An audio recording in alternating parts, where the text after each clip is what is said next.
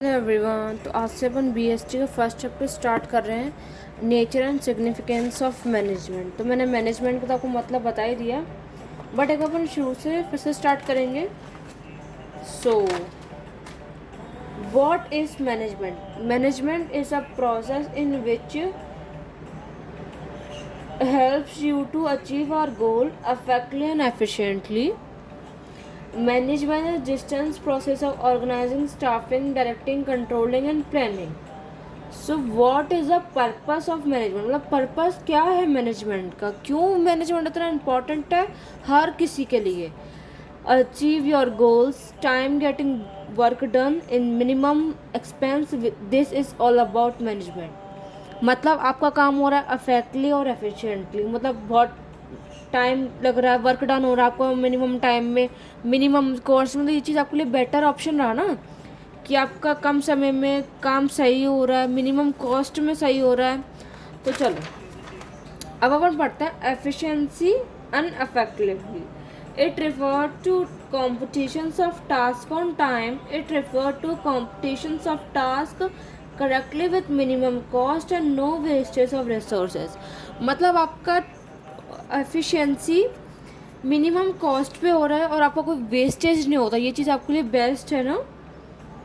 It is consider with the achievement and result, मतलब आपका कहते हैं अचीवमेंट एंड रिजल्ट, ठीक है। Producing target production on time, आपका टाइम पर सारी चीज़ें काम पर हो रही हैं, ठीक है। ये मैं बता रही हूँ एफिशिएंसी का। It is consider with the cost benefit analysing and utilising minimum resources and getting maximum benefits, producing target production to get minimum cost. The focus is on the optimum utilizations of resources. There is a continuous cost benefits analyzing more benefit at a lower price.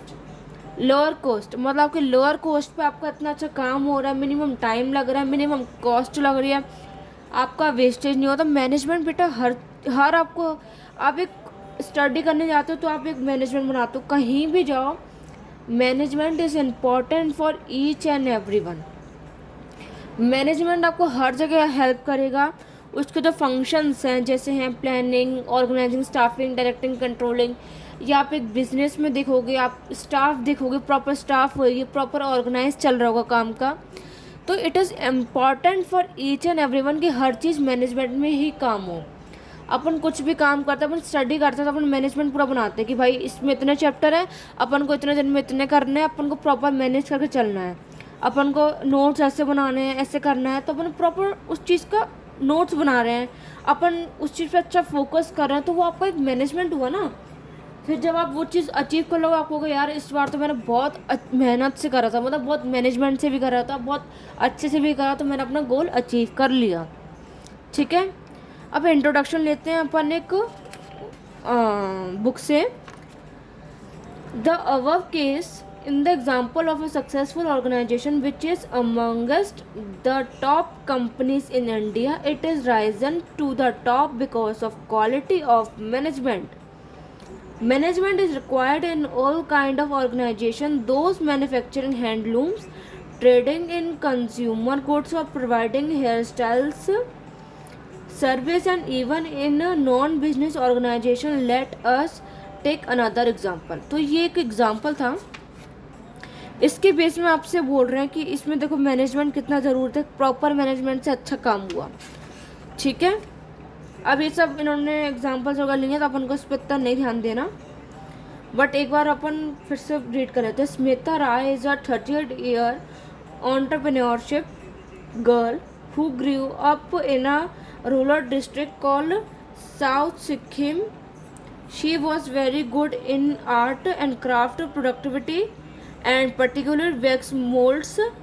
She loved to make candles. Often she make into toys and small pieces of art with wax and use it as a gift for her friends and relatives.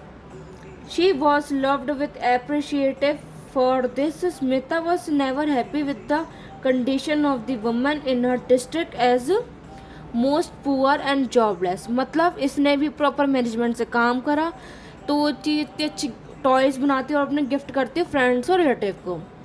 So she planned to do something to solve their problem because she knew that imparting skills of livelihood is needed, but she had no idea of how to implement her ideas.